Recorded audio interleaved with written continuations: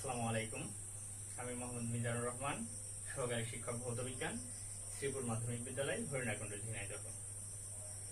আমার আজকের বিষয় সাধারণ বিজ্ঞান, শ্রেণী নবম দশম এবং পঠিত বিষয় প্রাত্যহিক জীবনের তড়িৎ।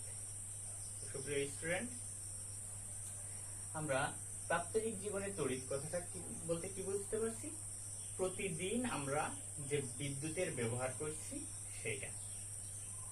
তড়িৎটাকে আমরা সাধারণভাবে বিদ্যুৎ বলে জেনে থাকি।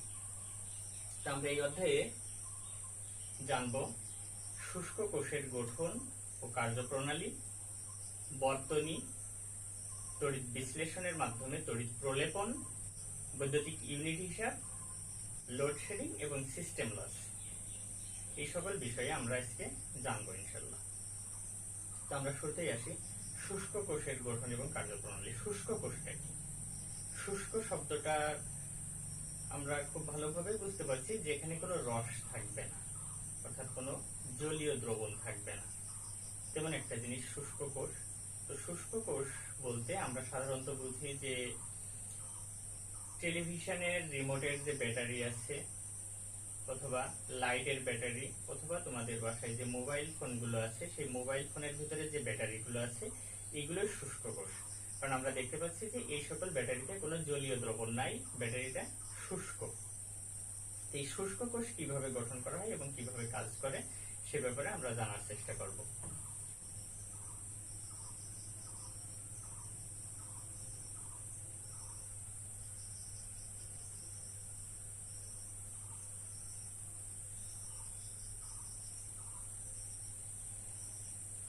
আমরা এ ধরনের একটি ধাতব পাত্র নিলাম, যেটা জিঙ্কের তৈরি।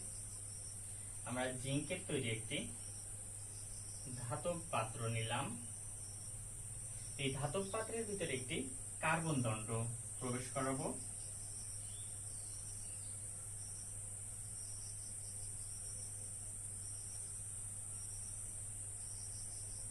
কার্বন দণ্ডের মাথায় একটি আমরা পিতলের টুপি দিব।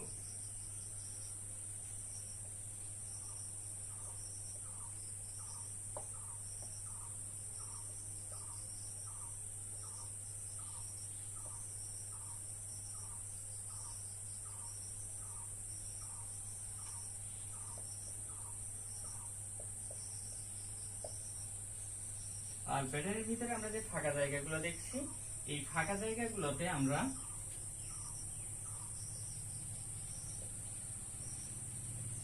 ম্যাঙ্গানিজ ডাইঅক্সাইড দিব,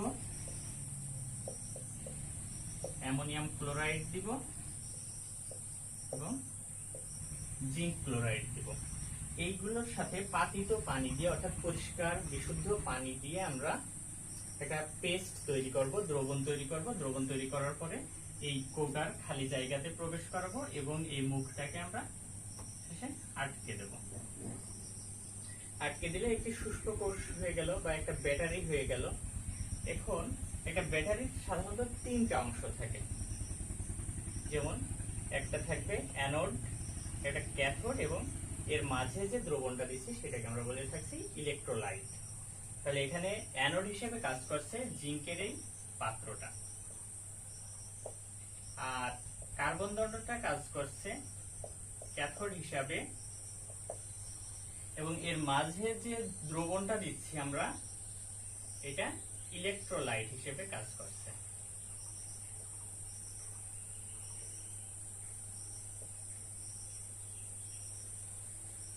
তাহলে তোমরা একটা ব্যাটারির বিভিন্ন অংশ সম্পর্কে জানতে পারছো। তাহলে এইভাবে একটা জিঙ্কের কৌটা নিচ্ছি আমরা, জিঙ্কের কৌটার ভিতরে একটা কার্বন দণ্ড দিচ্ছি, যে কার্বন দণ্ডের মাথায় একটা পিতলের টুপি লাগাই রাখছি এবং এর ভিতরে আমরা দিচ্ছি ম্যাঙ্গানিজ ডাইঅক্সাইড, অ্যামোনিয়াম ক্লোরাইড এবং জিঙ্ক ক্লোরাইডের সাথে পানি মিক্সচার করে একটি পেস্ট তৈরি করছি। সেই পেস্টটা আমরা এই কৌটার ভিতরে দিচ্ছি, দিয়ে মুখ আটকায় দিচ্ছি এবং এই ব্যাটারির গায়ে, অর্থাৎ জিঙ্কের যে পাত্র কৌটা, এই কৌটার গায়ে আমরা একটি কাগজ পেঁচিয়ে রাখছি। তাহলে একটি ব্যাটারি হয়ে যাচ্ছে। এখানে ব্যাটারি কিভাবে কাজ করে? এখানে যে জিঙ্কের কৌটাটা ব্যবহার করছি, এই জিঙ্কের কৌটা যেহেতু অ্যানোড হিসেবে কাজ করছে, এই অ্যানোডের কাজ হচ্ছে ইলেকট্রন দান করা, অর্থাৎ জিঙ্ক যে ধাতুর পাত্র, এই জিঙ্ক ধাতু ইলেকট্রন দান করবে, অর্থাৎ এখানে জিঙ্ক ধাতু রয়েছে, এটা ইলেকট্রন দান করবে এবং জিঙ্ক আয়নে পরিণত হবে। আর এটা তাহলে কি করবে? কার্বন দণ্ড, কার্বন দণ্ড থেকে একটা ইলেকট্রনের প্রবাহ জিঙ্কের দিকে আসবে, কারণ এই যখন ইলেকট্রন দান করছে তখন দুইটা মানে অ্যানোড এবং ক্যাথোডের ভিতরে বিভবের পার্থক্য সৃষ্টি হচ্ছে। আমরা জানি যে ব্যাটারির দুইটা অংশ দুইটা তারের সাথে যুক্ত থাকে, অর্থাৎ এই পাশে একটা স্প্রিং টাইপের একটা তার আমরা দেখি অনেক সময় রেডিও বা রিমোটে, আর এই সাইডে আর একটা অংশ থাকে। তা আমরা যদি এই ব্যাটারির তারের মাথায় আমরা যদি বৈদ্যুতিক বাল্ব সেট করে দিই, তাহলে লক্ষ্য করো যে এই বাল্বটা জ্বলে উঠবে। এর কারণ কি? জিঙ্কের কৌটা যে ইলেকট্রন দান করছে সেই ইলেকট্রনটা এই তারের মধ্য দিয়ে আসছে এবং এই পাশে যে ইলেকট্রনের ঘাটতি তৈরি হচ্ছে সেটা কার্বন দণ্ড থেকে এদিকে প্রবাহিত হচ্ছে, যার ফলে এই বাল্বটা জ্বলে উঠবে। তাহলে জিঙ্ক ধাতুর যে কৌটা সেটা অনবরত ইলেকট্রন দান করবে এবং জিঙ্ক আয়নে পরিণত হতে থাকবে। এটা কতক্ষণ চলবে? যতক্ষণ পর্যন্ত এই জিঙ্ক ধাতুর ইলেকট্রন দান করা সক্ষম ততক্ষণ পর্যন্ত। জিঙ্ক ধাতুর ইলেকট্রন দান করা যখন শেষ হয়ে যাবে তখনই আমরা বলি যে ব্যাটারির চার্জ শেষ হয়ে গেছে। তাহলে দেখতে পাচ্ছ যে এটা কত সহজ একটা গঠন প্রণালী। তো তোমরা এই চিত্রটা বাসায় আঁকার চেষ্টা করবে এবং তার প্রত্যেকটা অংশ সম্পর্কে পৃথক পৃথকভাবে জানার চেষ্টা করো, তাহলে ইনশাল্লাহ সমস্যার সমাধান হবে।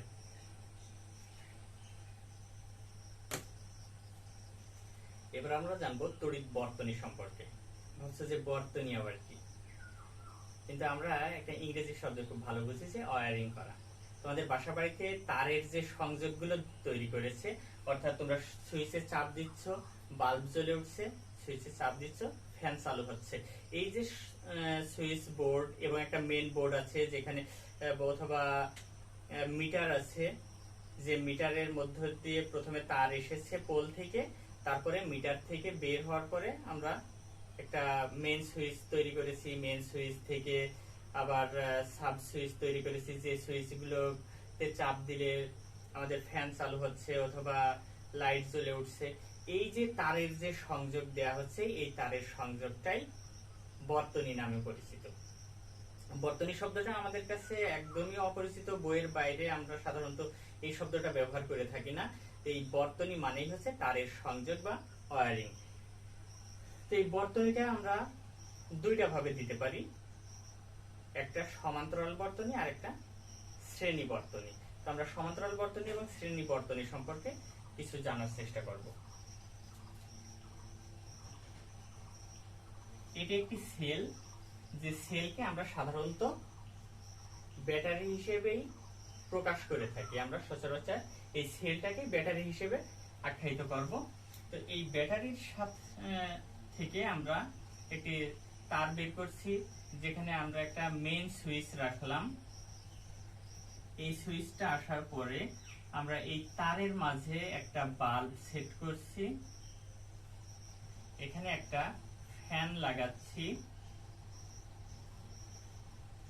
এখানে আমরা আরো একটি বাল্ব দিলাম। কি হবে বুঝতে পারছো? এই দেখো, এই সুইচে যখন আমরা চাপ দিচ্ছি তখন দুইটা তার একসাথে আটকে যাচ্ছে, অর্থাৎ সংযোগ সৃষ্টি হচ্ছে। তাহলে এই বিদ্যুৎটা প্রথমে বাল্বে যাচ্ছে, বাল্ব চালু হচ্ছে, ফ্যান চালু হচ্ছে, আবার বাল্ব চালু হচ্ছে। এখন লক্ষ্য করতো, যদি কোনোভাবে এই তারটা ডিসকানেক্ট হয়ে যায়, তারটা ছিঁড়ে যায়, তাহলে কি হবে? এই বাল্ব, ফ্যান, এই বাল্ব কোনোটাই আর জ্বলবে না। অথবা এই সাইড থেকে না, এটা যদি বিপরীত পাশ থেকেও ছিঁড়ে যায় এই তারটা, তাহলেও এদের কোনোটাই চলবে না। অথবা লক্ষ্য করো যে তারের কোনো সমস্যা হয়নি, কিন্তু তোমার শীতকালে লাইট জ্বালানোর দরকার আছে কিন্তু ফ্যান চালানোর দরকার নাই, সেক্ষেত্রেও তুমি যদি এই সুইচটা চাপ দাও, তাহলে লক্ষ্য করছো বাল্ব, ফ্যান, বাল্ব তিনটা একসাথে চালু হয়ে যাচ্ছে। এই বর্তনীর সংযোগকে বলা হয় শ্রেণী বর্তনী, অর্থাৎ একটার পর একটা আছে, শ্রেণী যেমন 1 2 3 4 5 সিস্টেমেটিক্যালি একের পর এক চলতে থাকছে, এখানেও ঠিক দেখো একটার পর একটা সংযোগ দেওয়া হয়েছে। এই সংযোগকে বলা হয় শ্রেণী সংযোগ বা শ্রেণী বর্তনী। এবার আমরা সমান্তরাল বর্তনী সম্পর্কে জানবো। তাহলে সমান্তরাল বর্তনীর ক্ষেত্রে আমরা একটি ব্যাটারি নিলাম, ব্যাটারির সাথে একটি মেন সুইচ সেট করলাম, মেন সুইচ থেকে আমরা তার বের করছি এবং এখানে একটি বাল্ব সেট করছি। এই তার থেকে আরেকটি তার বের করছি যেখানে আমরা একটি ফ্যান সেট করছি।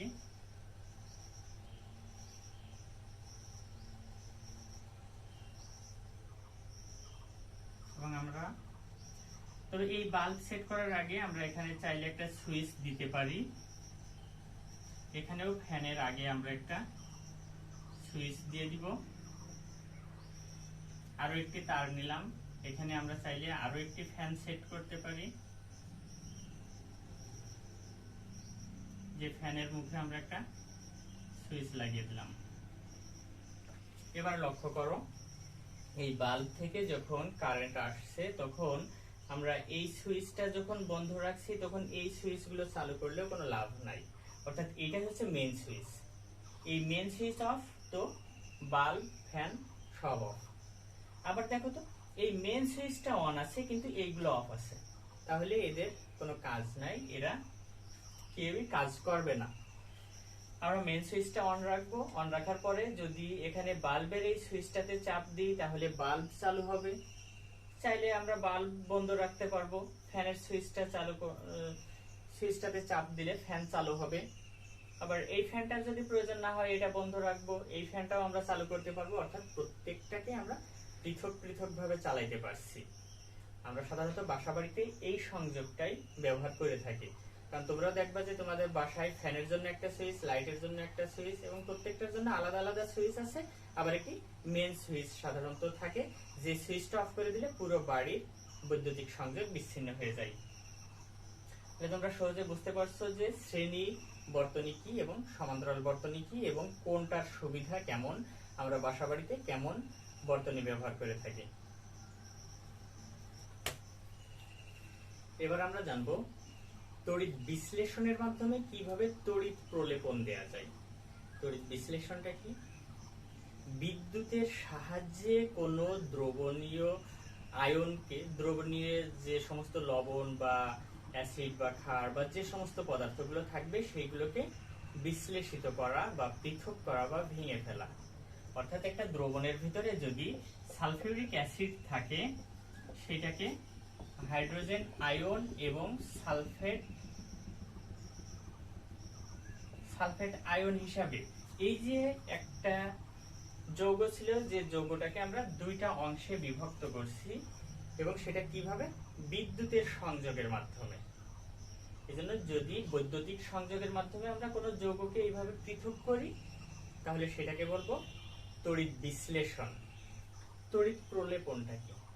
প্রলেপটা হচ্ছে একটা অধিক সক্রিয় ধাতুর উপর একটি কম সক্রিয় ধাতুর একটা আস্তরণ তৈরি করা। আমরা জানি একটি লোহার তৈরি জিনিস যদি উন্মুক্ত অবস্থায় ফেলে রাখি তাহলে সহজেই তার উপরে মরিচা সৃষ্টি হয়, অর্থাৎ ওটা ডিসকালার্ড হয়ে যায় এবং ক্ষয়প্রাপ্ত হয়।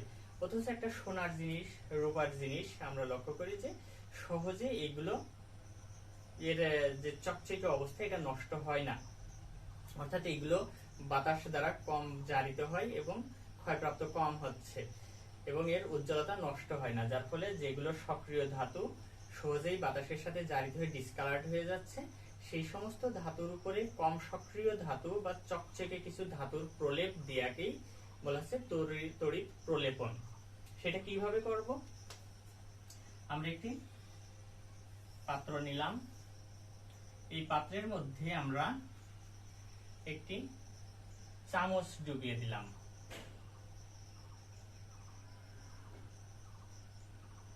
এই পাত্রের মধ্যে আমরা একটি চামচ ডুবিয়ে দিয়েছি, যে চামচটা মনে করো লোহার তৈরি। এবং লোহার তৈরি চামচ আমরা সাধারণত কিন্তু দেখতে পাই না, আমরা যত চামচ ব্যবহার করি ম্যাক্সিমামই স্টিলের অথবা সিলভারের প্রলেপ দিয়ে এমন। তো এই চামচটা মনে করো লোহার তৈরি, তাহলে আমরা কি করব, এই সাইডে একটি সিলভারের দণ্ড ঢুকিয়ে দেবো, এটা সিলভারের তৈরি। আর এই দ্রবণের এর ভিতরে, এই পাত্রের ভিতরে আমরা সিলভারেরই একটি লবণ দেব, অন্য কোনো ধাতুর লবণ নয়। যেহেতু এখানে সিলভারের আমরা দণ্ড ঢুকাইছি, এটার ভিতরে অবশ্যই আমরা সিলভারেরই আরেকটি লবণ দেব। সেক্ষেত্রে মনে করো যে আমরা দিলাম সিলভার নাইট্রেট, সিলভার নাইট্রেটের একটি লবণ আমরা এই পাত্রের ভিতরে দিয়েছি। তারপরে এইটার সাথে আমরা ব্যাটারির ধনাত্মক প্রান্ত যোগ করব এবং এইটার সাথে আমরা ব্যাটারির ঋণাত্মক প্রান্ত যুক্ত করব। তাহলে দেখো যে ধনাত্মক প্রান্তের সাথে যেটা যুক্ত করা হচ্ছে সেটা অ্যানোড হিসেবে কাজ করছে, অর্থাৎ এইটা হবে অ্যানোড। আলটিমেটলি এইটা ক্যাথোড হবে।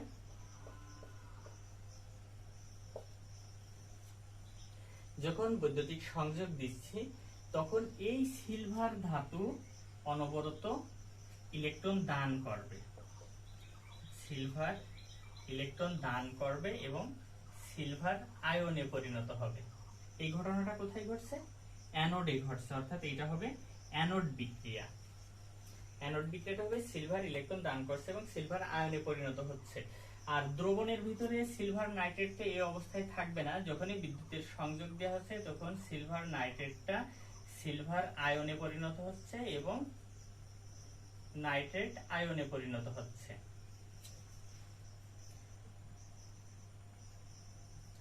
এখানে নাইট্রেটের উপর একটি সিঙ্গেল মাইনাস থাকবে, অর্থাৎ নাইট্রেট আয়নে পরিণত হচ্ছে এবং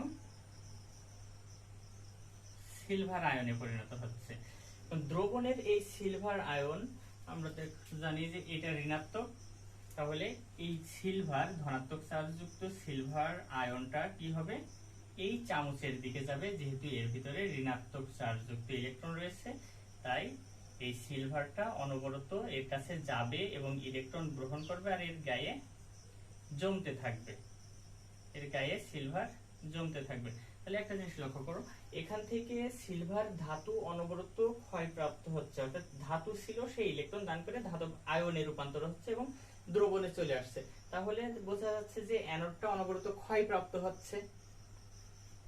আবার দ্রবণে যে সিলভার আয়নটা ছিল সে অনবরত এই চামচের এখানে যাচ্ছে এবং ইলেকট্রন রিসিভ করছে এবং সিলভার ধাতু হিসেবে এই চামচের গায়ে জমে যাচ্ছে। কিছুক্ষণ পর আমরা চামচটা উঠাইলে দেখবো যে ওই লোহার চামচের উপরে সিলভারের একটি প্রলেপ তৈরি হয়ে গেছে। এটাই হচ্ছে তড়িৎ বিশ্লেষণের মাধ্যমে তড়িৎ প্রলেপনের পদ্ধতি। এবার আমরা বৈদ্যুতিক ইউনিট হিসাবটা শিখব, কিভাবে বৈদ্যুতিক ইউনিট হিসাব করতে হয়। অর্থাৎ তোমরা প্রতি মাসেই বাড়িতে দেখতে পাও যে একটা বৈদ্যুতিক বিল আসে, যে বিলে লেখা থাকে যে এই মাসে এত ইউনিট বিদ্যুৎ খরচ হয়েছে এবং এত টাকা তোমার বিল হয়েছে। অর্থাৎ কারো দেখা যাচ্ছে 50 ইউনিট বিদ্যুৎ খরচ হচ্ছে, তার 5 টাকা ইউনিট হইলে 250 টাকা বিদ্যুৎ বিল আসছে। যার 100 ইউনিট বিদ্যুৎ খরচ হচ্ছে তার ক্ষেত্রে যদি 5 টাকা ইউনিট হয় তাহলে 500 ইউনিট বিদ্যুৎ খরচ হচ্ছে। তো এই বিদ্যুৎ খরচটা আমরা নিজেরাই নির্ণয় করা শিখবো যে কত ইউনিট বিদ্যুৎ খরচ হয়েছে। আর সেটার সূত্র হচ্ছে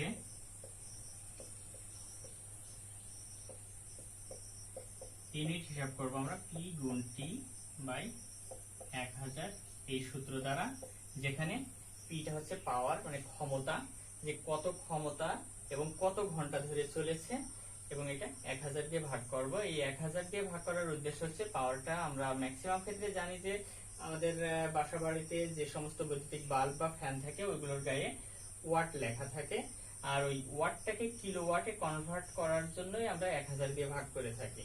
কারণ বৈদ্যুতিক ইউনিটের হিসাব হচ্ছে কিলোওয়াট ঘন্টা, অর্থাৎ এই টাইমটাকে আমরা ঘন্টায় হিসাব করব এবং এই ক্ষমতাটাকে আমরা কিলোওয়াটে কনভার্ট করব এই 1000 দিয়ে ভাগ করে। এখন মনে করো তোমার বাড়িতে একটি বাল্ব আছে, যে বাল্বটা 60 ওয়াটের। 60 ওয়াটের বাল্ব প্রতিদিন যদি 6 ঘন্টা করে চলে তাহলে টোটাল ঘন্টা হচ্ছে কত? প্রতিদিন 6 ঘন্টা করে চলছে এটা পাওয়ার হচ্ছে 60 ওয়াট, আর টাইমটা কত, দিন 6 ঘন্টা করে যদি চলে তাহলে মাস শেষে কত ঘন্টা হচ্ছে, 180 ঘন্টা। মাস শেষে হচ্ছে 180 ঘন্টা। তাহলে আমরা এই বাল্ব দ্বারা কত ইউনিট বিদ্যুৎ খরচ হতে পারে সেটা দেখো সহজেই জানতে পারছি, যে এটা 60 ওয়াটের বাল্ব, এটা 180 ঘন্টা চলছে, আর এটাকে আমরা 1000 দিয়ে ভাগ করছি। এখানে যে অ্যান্সারটা আসবে সেটাই হবে ওই বাল্ব দ্বারা কত ইউনিট বিদ্যুৎ খরচ হয়েছে তার মান। এভাবে আমরা শুধু একটি বাল্ব নয়, আমরা একাধিক বাল্বের হিসাব করতে পারবো। আমরা এইভাবে পৃথক পৃথক ভাবে হিসাব করে মোট যোগ করে আমরা জানতে পারবো যে আমাদের বাড়িতে টোটাল যে বাল্বগুলো আছে তা দ্বারা মোট কত ইউনিট বিদ্যুৎ খরচ হচ্ছে। অর্থাৎ যদি 5টা বাল্ব থাকে, সেই 5টা বাল্ব যদি আলাদা আলাদা পাওয়ারের হয়, কোনোটা 60 ওয়াট, কোনোটা 25 ওয়াট, কোনোটা 30 ওয়াট, বা কোনোটা 100 ওয়াট, এভাবে থাকতে পারে। আবার আমরা সবগুলো বাল্ব একই টাইম চালাই না, কোনোটা দেখা যাচ্ছে দিনের ভিতর বেশিরভাগ সময় জ্বলছে, কোনোটা দেখা যাচ্ছে দিনের ভিতরে 2-1 ঘন্টা জ্বলছে। সেক্ষেত্রে আমরা প্রত্যেকটা বাল্বের আলাদা আলাদা মান হিসাব করতে পারবো এবং বুঝতে পারবো যে এই সবগুলো বাল্ব মিলাইয়ে মাস শেষে কত ইউনিট বিদ্যুৎ খরচ হচ্ছে। এটা শুধু বাল্ব না, ফ্যান বা মোটর, ওদের যদি আমরা পাওয়ারটা জানতে পারি এবং কত ঘন্টা করে মাসে চলছে সেগুলো জানতে পারলে আমরা টোটাল হিসাবটা বের করতে পারবো। এবার আমরা অতি পরিচিত একটি বিষয় জানবো, সেটা হচ্ছে লোডশেডিং। লোডশেডিংটা কি? লোডশেডিং মানে বিদ্যুৎ চলতে চলতে হঠাৎ করে বিদ্যুৎ চলে যাওয়া। এই লোডশেডিংটা হওয়ার হামেশাই আমরা দেখতে পাই যে হঠাৎ করে বিদ্যুৎ চলে যাচ্ছে। এই লোডশেডিংটা কেন হয় সেসব ব্যাপারে আমি ছোট্ট একটি গল্প প্রেজেন্ট করছি, যেটার মাধ্যমে তোমাদের বুঝতে অনেক সহজ হবে। মনে করো তোমার বাড়িতে কোনো অনুষ্ঠান হচ্ছে, সেক্ষেত্রে তোমার 5টা টেবিল সেট করেছো, কিন্তু 5টা টেবিলে সার্ভ করার জন্য লোক আছে মাত্র 3 জন। অর্থাৎ যারা ক্যাটারিং এর দায়িত্বে আছে এমন 3 জন লোক আছে যারা খাদ্য বিতরণ করবে। এখন 3 জন লোকের পক্ষে 5টা টেবিলও সামাল দেওয়া সম্ভব, 5টা টেবিলেও খাদ্য বিতরণ সম্ভব যদি 5 টেবিলে একজন করে বসে থাকে। তাহলে 5 টেবিলে যদি 5 জন থাকে বা 5 টেবিলে যদি 10 জন থাকে, তাহলে 3 জন লোক সহজেই 5টা টেবিল কভার করতে পারবে। কিন্তু যদি ওই 5টা টেবিলের প্রত্যেকটা টেবিলে যদি 6 জন করে লোক থাকে, তাহলে 530 জন লোক, তখন কিন্তু ওই 3 জনের পক্ষে খাদ্য সরবরাহ করা সম্ভব হবে না। তখন আমরা কি করতে পারি? আমরা সাধারণত ওই 3 জনই যেহেতু খাদ্য সরবরাহ করবে, তাই বলতে পারি যে তোমরা 3 জন মিলে 2টা টেবিলে খাদ্য সরবরাহ করো আর বাকি 3টা টেবিল বন্ধ থাকুক। তাহলে এই 2টা টেবিল খাওয়া শেষ হইলে তারপরে আবার বাকি 2টা টেবিলে দিও, তারপরে আবার আরেকটা টেবিলে দিও। এইভাবে তোমরা পর্যায়ক্রমে খাবার বিতরণ করতে থাকো। বৈদ্যুতিক লোডশেডিংটাও ঠিক এমনই। অর্থাৎ আমাদের বৈদ্যুতিক যে ক্যাপাসিটি আছে, দেখা যাচ্ছে 100 বাড়িতে নিরবচ্ছিন্ন বিদ্যুৎ সরবরাহের সুযোগ আছে, কিন্তু আমাদের ওই এলাকাতে বাড়ির সংখ্যা আছে দেখা যাচ্ছে 150 বা 200 বাড়িতেই বৈদ্যুতিক লাইন দেয়া আছে, সংযোগ দেয়া আছে। এখন 200 বাড়িতে যদি বিদ্যুৎটা কম ব্যবহার করে, অর্থাৎ ওই যে বললাম যে 5 টেবিলে 5 জন, ঠিক ওইভাবে যদি 200 বাড়িতেই বিদ্যুতের ব্যবহারটা খুব স্বল্প মাত্রায় হয়, তাহলে 200 বাড়িতেই নিরবচ্ছিন্ন বিদ্যুৎ সাপ্লাই দেওয়া সম্ভব। কিন্তু যদি ওই 200 বাড়ির প্রত্যেকেই খুব বেশি বেশি বিদ্যুৎ খরচ করে, তখন তো বৈদ্যুতিক যে সাব স্টেশন আছে সেখান থেকে এতটা সরবরাহ করতে তারা পারবে না। যার ফলে কি করবে, যে এই সাইড থেকে 50 জন বা 100 জনকে বৈদ্যুতিক সংযোগ থেকে বিচ্ছিন্ন রাখবে, অর্থাৎ এই সাইডের 100 জনকে বিদ্যুৎ দেবে, কিছুক্ষণ পর এই সাইডে বিদ্যুৎ বন্ধ রেখে আবার ওই সাইডে দেবে। এইভাবে পর্যায়ক্রমে বৈদ্যুতিক সংযোগ দিতে থাকে। এটাই হচ্ছে লোডশেডিং এর মূল কারণ। আরেকটা জিনিস আমরা জানবো, সেটা হচ্ছে সিস্টেম লস। সিস্টেম লসটা কি? সিস্টেম লসটা হচ্ছে যে বৈদ্যুতিক তারের একটি রোধ আছে, অর্থাৎ তারের ভিতর দিয়ে বিদ্যুৎ যে যাবে সেক্ষেত্রে বিদ্যুতের গতিপথে কিছুটা বাধা পায়। এই বাধার ফলে বিদ্যুতের কিছু অপচয় হয়, সেই অপচয়টাকেই আমরা বলছি সিস্টেম লস। আমরা জানি যে অ্যালুমিনিয়ামের তারে বিদ্যুৎটা কম চললেও তামার তারে বিদ্যুৎ বেশি চলে, অর্থাৎ অ্যালুমিনিয়াম তারের রোধ বেশি, তামার তারের রোধ কম। এখন আবার এই রোধ কয়েকটা জিনিসের উপরে নির্ভর করে, যেমন যদি তারটা চিকন হয় তাহলে চিকন তারের ভিতর দিয়ে কম পরিমাণ বিদ্যুৎ সাপ্লাই হয়, মোটা তারের ভিতর দিয়ে বেশি সাপ্লাই হয়।